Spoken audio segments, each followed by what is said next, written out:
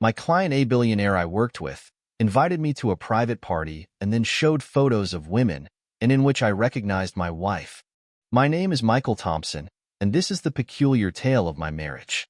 After graduating from one of the nation's leading law schools, I secured a position at a reputable law firm in New York City. My rise was swift. I became a junior partner and then a full partner in record time. Everyone at the firm recognized that I was destined for success. I was assigned a complex project and, within a week, I was leading it. Other attorneys and paralegals took their cues from me.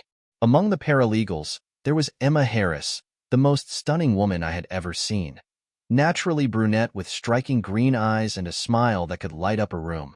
If that wasn't enough, she had an incredible figure.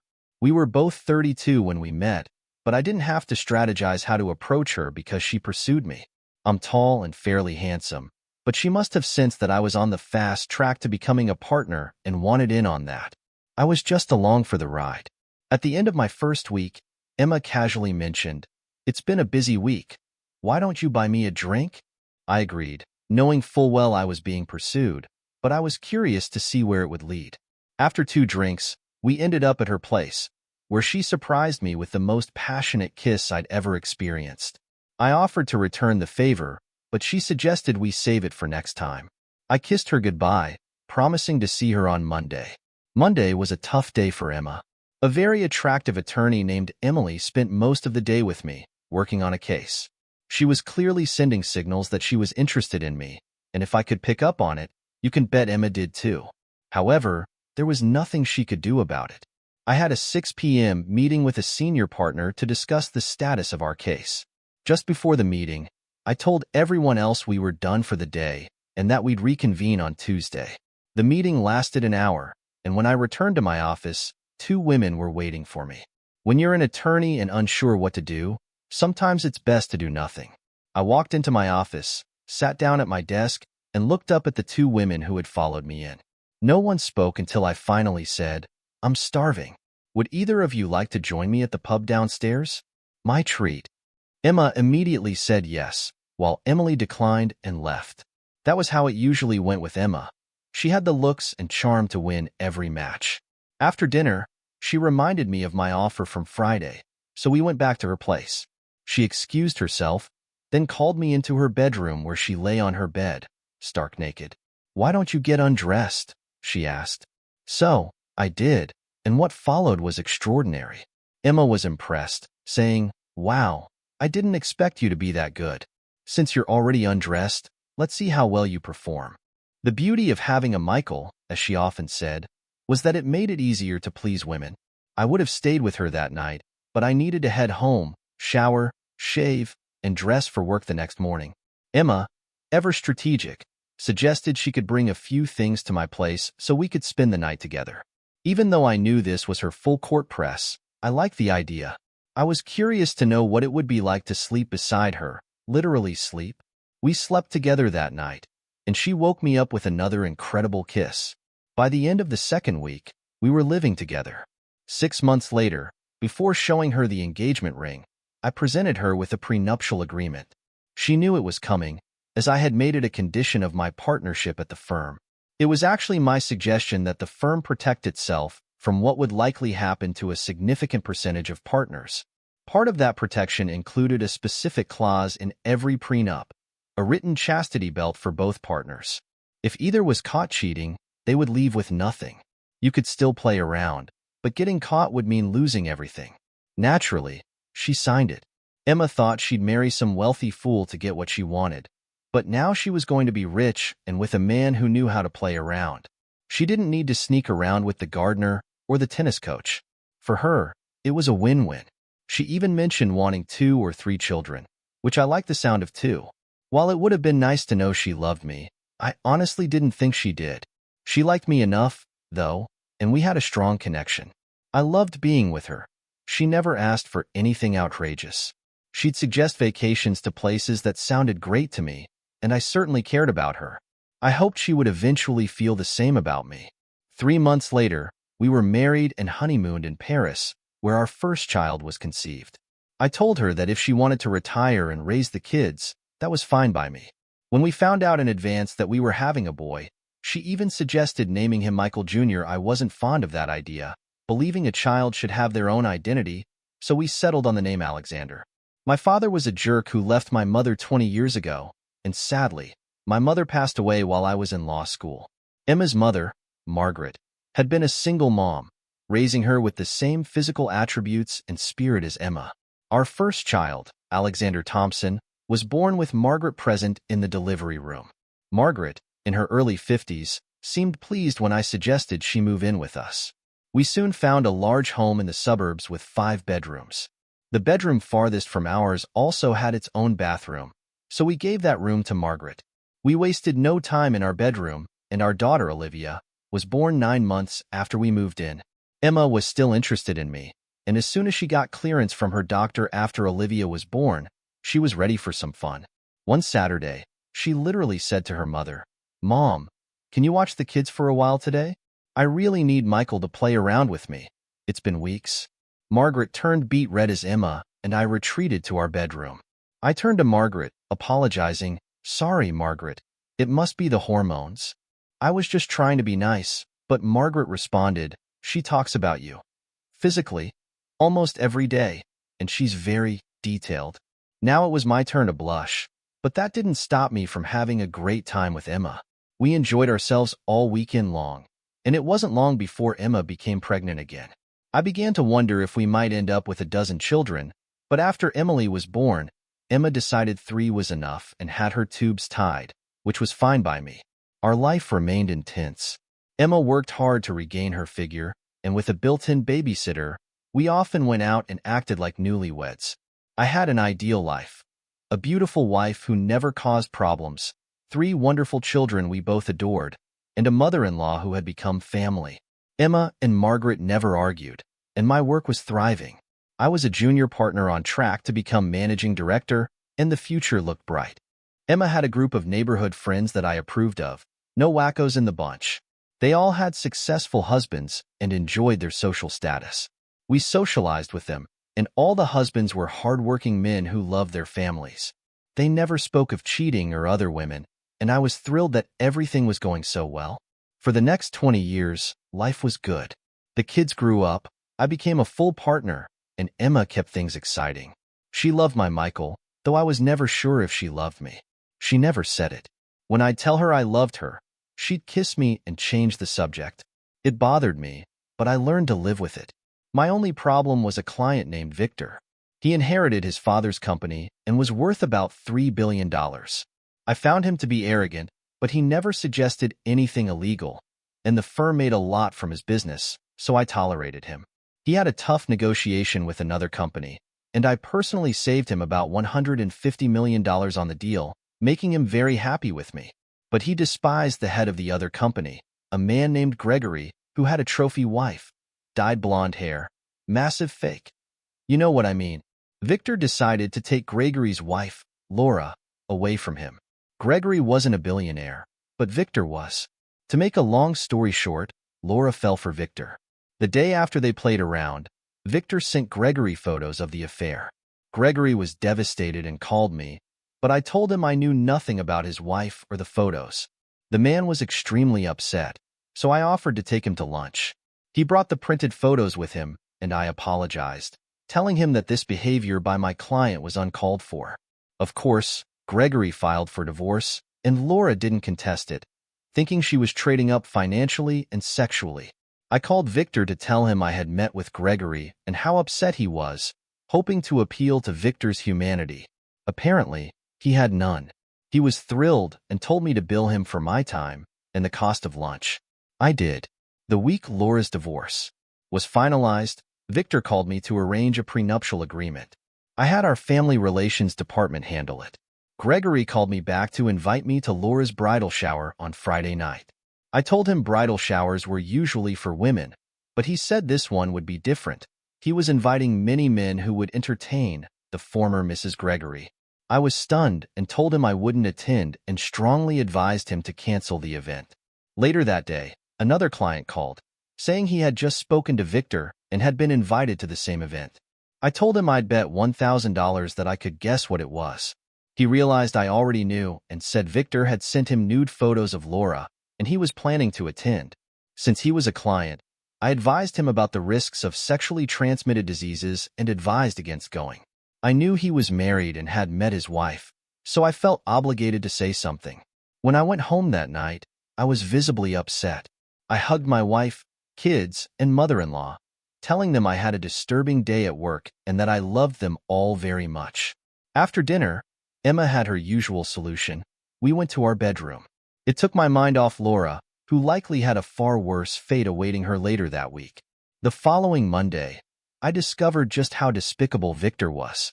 First, he sent Gregory a video of the entire event. Then he dumped Laura. She was left with 3 suitcases of clothes on the sidewalk. No cash, no jewelry, nothing. Legally, she wasn't entitled to anything since they were never married, and all the jewelry was leased. Apparently, Victor loved what he did so much that he sought out another pair of victims. He found them in a bank vice president who had refused what they considered a risky loan. I agreed with the bank's assessment. The VP, Martin, had recently divorced his wife for a younger model, a trophy wife with huge fake. You know what I mean. She had long, jet black hair and was 25 years younger. Martin was worth about $30 million, but Victor was still a billionaire, with a private jet, multiple homes, and all the trimmings.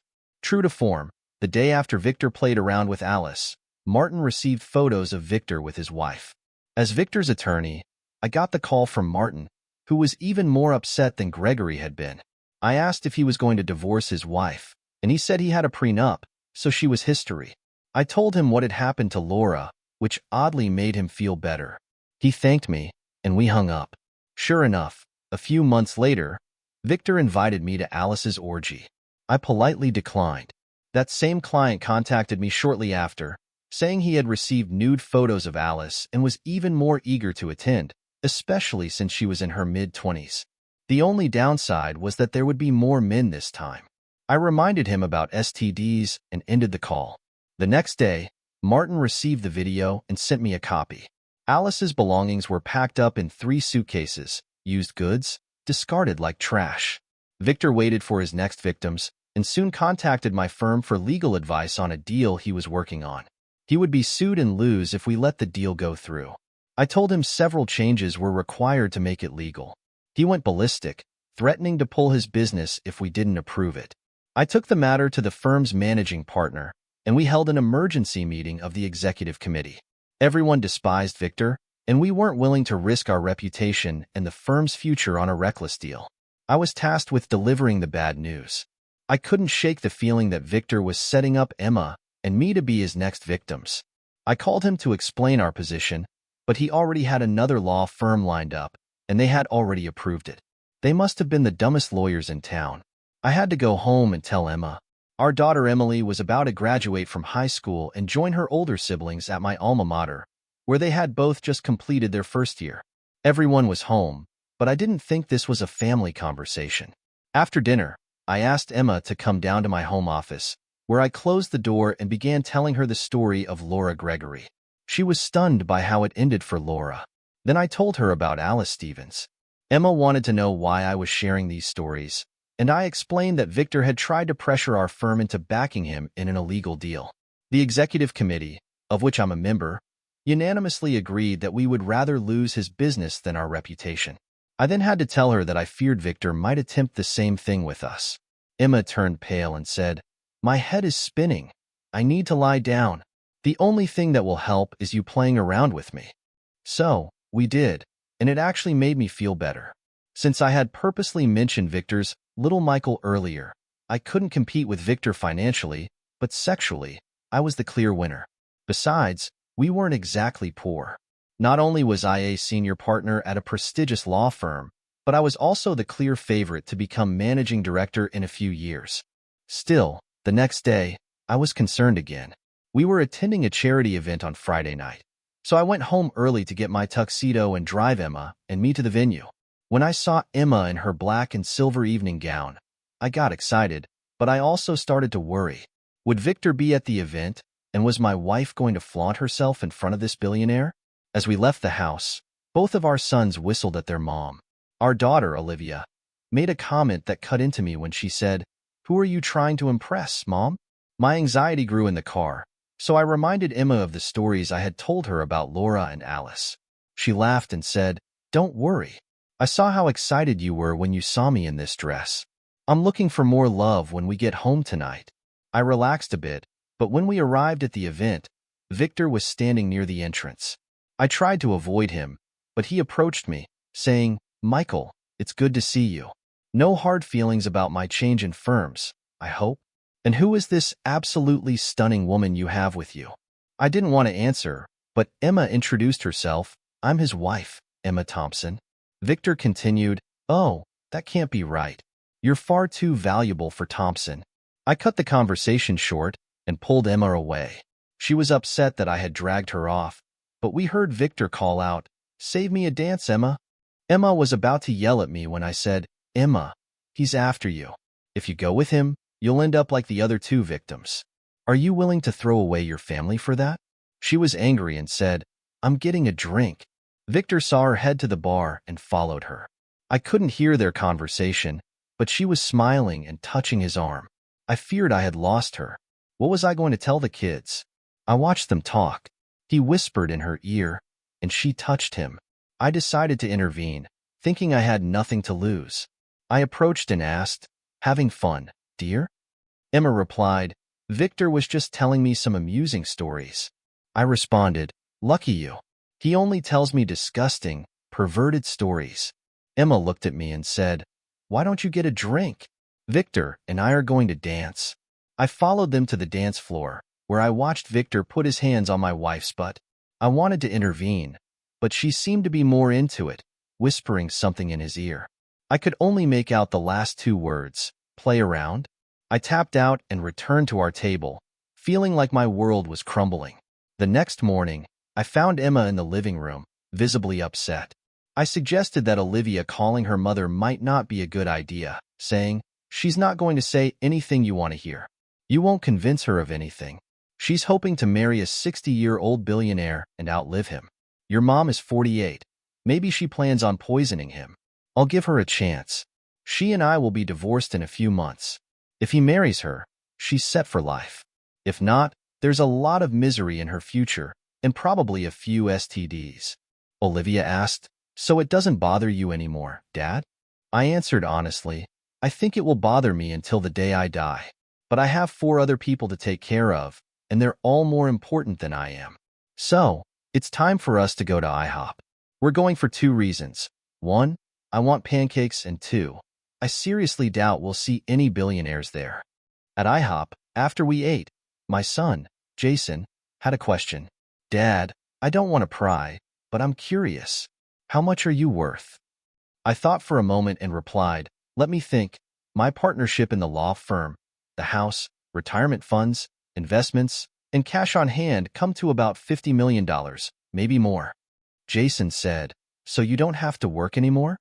I answered, "No, I don't have to work, but this year, I expect to earn over $7 million. I'm the frontrunner to become the next managing director, and within the next decade, I could make another $120 million. When each of you graduates, you'll have 0 debt and be set up for success in whatever you choose to do." With that, I left a generous tip, and we headed home. I told the kids I was taking the week off, and possibly more if needed. Later, Olivia's phone rang. She looked at it and said, "It's Mom. What should I do?" I replied, "Answer it and just say hello." Olivia answered, "Hi, Mom. What do you want?" "What's that? Victor told you he didn't mean to send those pictures to Dad? Who was he sending them to? I can't believe how stupid you are." I gently interrupted Olivia, saying, "Sweetheart, I don't want you getting upset. Your mother's going to keep saying crazy, stupid stuff to justify her actions." Olivia, back on the phone, said, "Yeah, Dad got me to calm down. At least he cares about us. You sold all of us out for a tiny Victor and money that you were never going to get. What's that? Are you serious?" "I'm not going to say that to Dad. Hold on, let me think about it." Olivia turned to me, saying, "Dad, Mom wants me to say something, but I think she's out of her mind. She says she wants to come see us on Monday, and when she's here..." Olivia paused. "I'm sorry, Dad, but she says she wants to be with you again." I sighed and took the phone from Olivia. "Karen, Listen carefully because I'm only going to say this once. As long as the kids want to see you, you'll never be forbidden from visiting them here. I was going to change the locks, but you left your keys here, so that won't be necessary. If you want your clothes, you can take them with you on Monday. I won't be here Monday morning because I'll be filing the divorce papers. I expect to be home by noon, so if you're still here, you'll be served with the divorce papers. In your mind, I'm doing you a favor. You can't marry Victor if you're still married to me. I honestly wish you luck with that. And as for you doing me a favor by not asking for half my net worth, Karen, you signed a prenuptial agreement. The moment you played around with Victor, you lost all rights to anything that used to be ours. Now, about you and me having fun, that ship has sailed. We'll never be together again. Either get used to that tiny Victor, find someone on the side, or do without. I no longer care. That's your problem. What's that? You want the children to live with you? That's out of my control. The children are all over 18 and can live wherever they want. If, by some chance, you can convince Victor to let them live in his house, you can ask them yourself. What about your mother? I told her last night that she's an important part of this family and that I've made a lifetime commitment to her. It's different from the one you made to me. Mine actually means something. The same applies to Margaret as it does to the kids. If you can convince Victor to let her live in his house, then you can ask her. No, it's different. You're living in his house. We're living in the Thompson family house. Goodbye, Karen. I handed the phone back to Olivia, who said to her mother, well, I bet you're really happy with Dad's answer. By the way, don't waste your time trying to convince Dad to let us live with you. None of us are leaving Dad. Oh, you want to hear it from each of them? Wait, I'll put you on speaker. Yes or no? Do any of you want to live with this woman? Yes, Mom. They all said no. But I'll tell you what, if you can convince Victor to let us live there, have him call us, and we'll reconsider. I won't hold my breath, though. So long, loser. Olivia hung up the phone. We had a relatively quiet Saturday and Sunday. When I left for the office on Monday morning, the kids asked if they had to let their mom in if she showed up. I told them I should be back by noon, so they could tell her to come back then. They could also say she should have called first. I told them if they were worried, they should call the police and then call me. I had already taken care of removing Karen from all our financial matters, leaving $500 in our old bank account. Everything else was inaccessible to her. Bill, our managing director, had contacted our family law department, and they were ready for me as soon as I arrived. The papers were filed in no time. Bill had told them that anything I needed was on the house, so I thanked them and left. I got home around 11:15 a.m. and saw Karen sitting inside Victor's limo. She got out to greet me and tried to hug me, but I stiff-armed her, stopping her in her tracks. Let me tell the kids I'm home, and then I'll let you in, I said. I came inside and asked the kids if anyone wanted to serve their mom the divorce papers.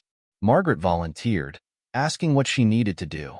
I told her to give Karen the envelope, say, Karen Thompson, you've been served, and then I would take a picture of the moment, and she would sign a form acknowledging what she did.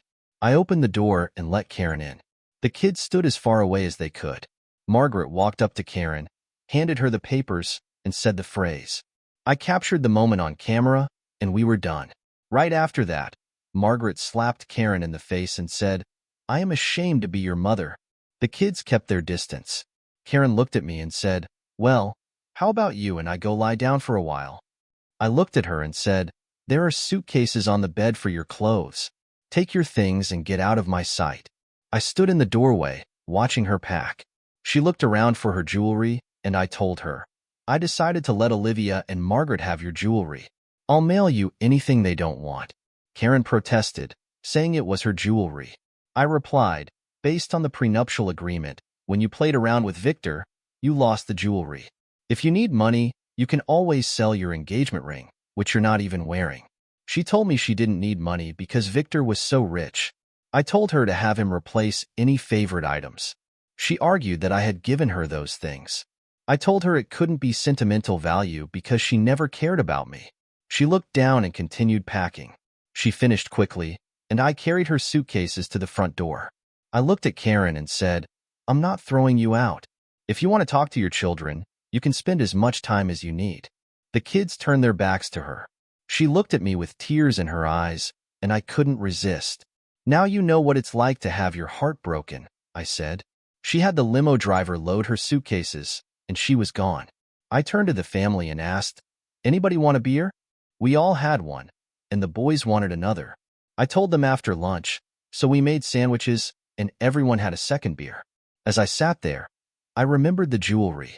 I brought out a large box of Karen's jewelry for Margaret and Olivia to go through. They each found some things they liked. Jason asked, "So what are you going to do, Dad?" I replied, "About what?" Jason clarified, "Women, dating." "You're still young, Pop."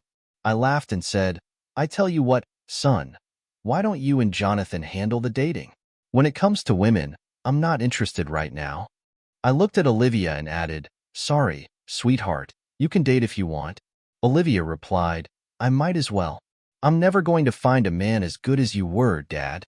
I said, "Nonsense, you're all young. You'll meet many people in life, and you'll pick the right one for yourself." Olivia said, "You didn't, Daddy." I replied, "Actually, I did pick the right person. If it wasn't for Victor going after Mom, we'd still be married." Olivia said, "But she didn't love you, Daddy." I sighed, "Maybe she just needed more time. I don't know. Until Friday night, I didn't have a single unhappy day with your mother. Listen, all of you, if she calls, you should talk to her. She's your mother, and Margaret is your grandmother. Nobody's perfect. Even if they end up married, Karen will still need her family." Olivia asked, "What about you, Daddy?" I said, "Karen and I are no longer family. We had a peaceful summer. Karen spoke to the kids occasionally, but never mentioned them living with her. In September, the kids went back to college. Jonathan started his first year, while Jason and Olivia began their second. Margaret and I drove them back and got them a small car to share at school. We said our goodbyes, and I felt awful. Margaret noticed and said she was worried about me. I admitted, "I'm not going to lie to you, Margaret. I don't know how I'm going to go on without the kids around." We stopped for dinner on the drive home, had a nice meal, and a pleasant conversation. When we got back to the car, I said I was grateful she was with me, and then I broke down and cried. It took 15 minutes before I felt I could safely drive. I apologized to Margaret, but she said, "You never need to apologize to me for anything." We got home late, and Margaret said, "How about a little scotch?" I asked, "Since when did you become a scotch drinker?" Margaret replied, "I think we both need it." I said, "I'm sorry, Margaret. Did I upset you?" Margaret answered, "The only thing that upsets me is seeing you in pain." I said, "I love you, Mom." Margaret answered, "I love you too, son." So, we each had a scotch, then another. I told her, if I don't go to bed, I'll fall asleep at the dining room table. We each went to our rooms. When I spoke to the kids on the phone, they could tell I was sounding better. I told them that Grandma was a big help to me. The court notified me that my divorce would be finalized on the Monday before Thanksgiving. I was working on a major legal case that was going to be the highlight of my career, but this week, it was hard to stay focused. I called a client who had attended the 2 prior Fun Fests on that Monday and asked if he had received an invitation to my ex-wife's event. He was hesitant to speak, so I knew he had. I told him it was okay and that I didn't mind. In fact, I convinced him to forward me the invitation. The kids came home on Tuesday, and I gathered everyone for an important discussion.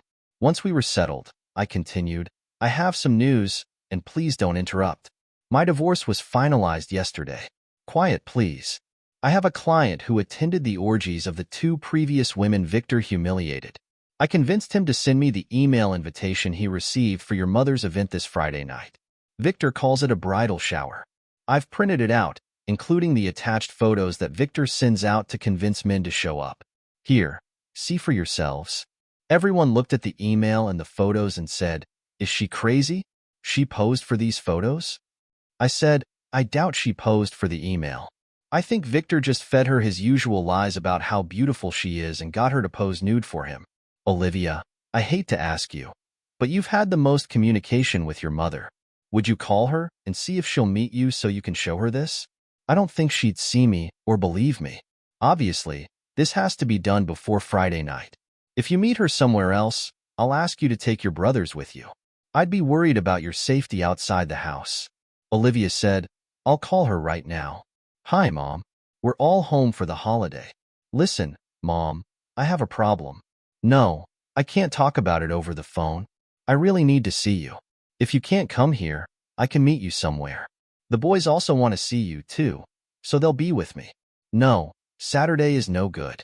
I really need to see you immediately. I can't talk to anyone else about this. I really need you, Mom. Tomorrow would be great. Of course, you can come here. That's up to you. I'll tell Dad to leave if you don't want to see him. Oh, you do want to see him? Okay, I'll tell him. He'll be here, and he'll be nice. Don't worry. So, what time tomorrow? Great. We'll see you tomorrow around 11 a.m. Thanks, Mom. Bye. The kids were relieved when we said goodnight. Margaret and I had a moment to talk. I asked, "Are you upset over the email I showed you tonight?" Margaret said, "I know it's crazy, but it reminded me of when I was assaulted. That's what's going to happen to Karen." She started to cry. I hugged Margaret and said, "With the kids' help, we're all going to try to keep that from happening." The kids were up and ready for the showdown to save their mom. At 11 a.m., the doorbell rang. Olivia opened the door and said, "Hi, Mom. Thanks for coming. Please come in and sit down in the kitchen. I have a big problem, Mom. It's your blindness. Victor sent out this email on Monday. Please read it." Karen said, "This isn't real. Who made this up?"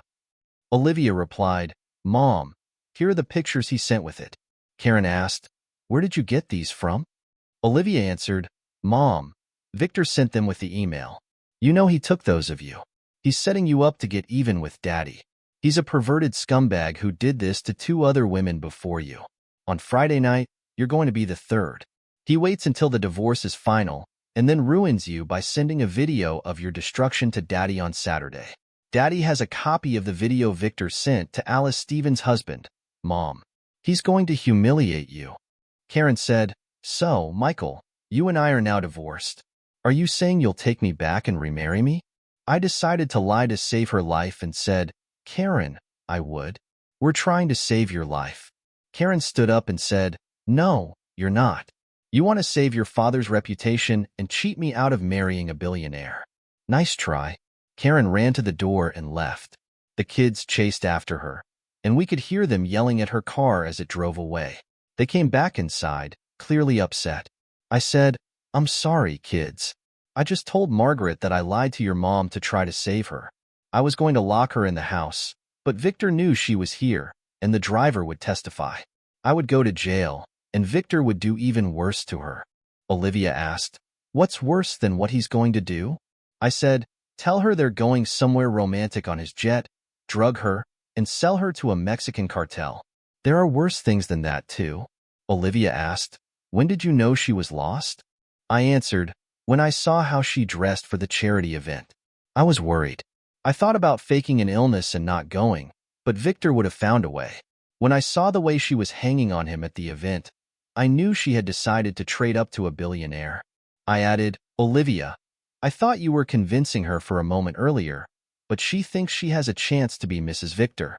If on Friday they walk into a room and see many men ready to play around with her, she'll think that if she does this, he'll marry her." Olivia asked, "What are we going to do?" I replied, "Well, when they dump her on the sidewalk on Saturday with her luggage, eventually, I think she'll call you.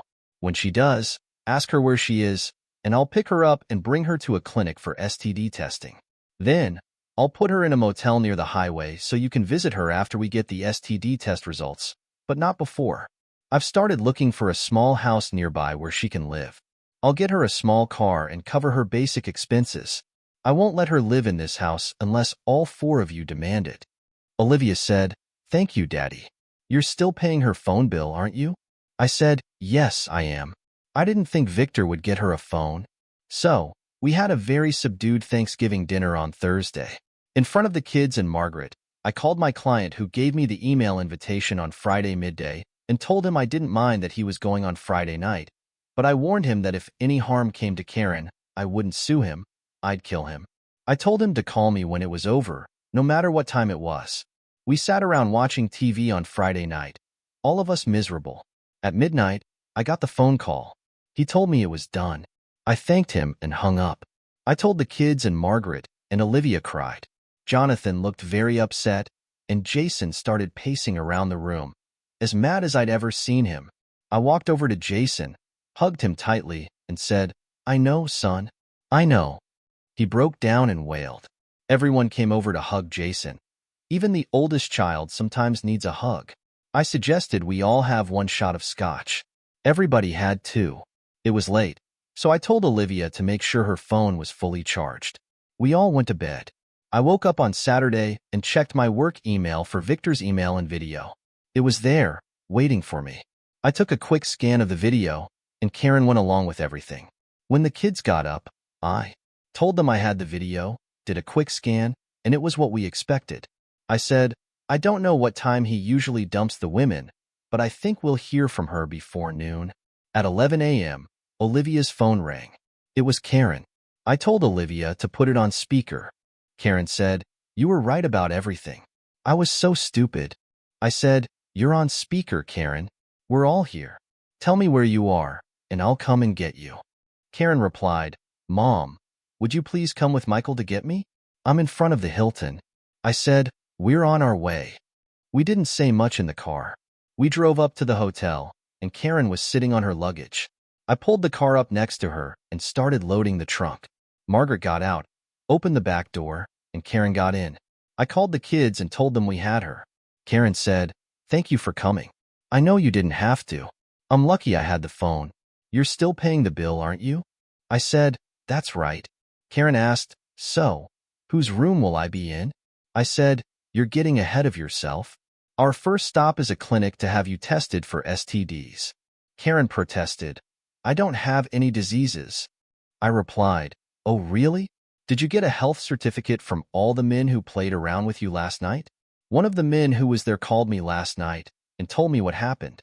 Still, if you don't believe that, I guess we can watch the video that Victor emailed me this morning. Karen started crying, saying, "I'm sorry. I'm sorry." I said, "Well, that's a start. Remember to apologize to our children. After we go to the clinic, I'm putting you up in the motel near the highway by the house. You can't have contact with the children until you get a clean bill of health. After that, you have no money and have been out of the job market for 20 years, so either I support you, or you go down the drain."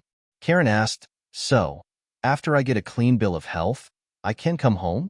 I said, "I told everyone that I'd buy you a small house near us and get you a small car. The only way I'd allow you to live in the family home is if all four of them demand it."